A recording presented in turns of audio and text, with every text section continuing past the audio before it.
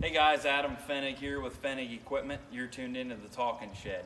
Hey, today Seth and Mitch and myself, we're out here in Monroe, Indiana, about half hour, 45 minutes from the shop. We're installing one of the first Devastators of the year here. We're creeping up on fall. It's hard to believe, but right now we've got a John Deere 893, so an 8-row head that we're putting a Devastator on.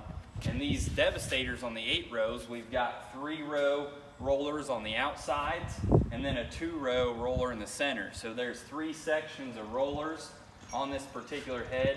On a 12-row we would have 4 of the 3s. On a 6-row we would have 2 of the 3s. So basically each roller can spin independent of the other one, and they've got springs mounted right up in here that control the down pressure. So basically you just put your head down, the Devastator rolls back, and it simply rolls as you drive the combine. They're basically self-propelled and just roll along the ground, crimp those stalks and break them down.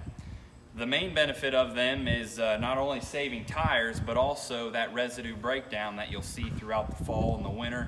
And then whenever you go to no-till beans or run a light Salford pass in the spring, it makes things so much better rather than those stalks standing straight up.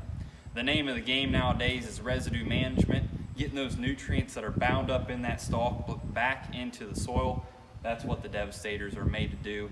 No additional horsepower, no additional fuel. They do a much better job than the chopping corn heads. They don't allow that stuff to blow. So give us a call today to get your Devastator. Thanks for tuning in.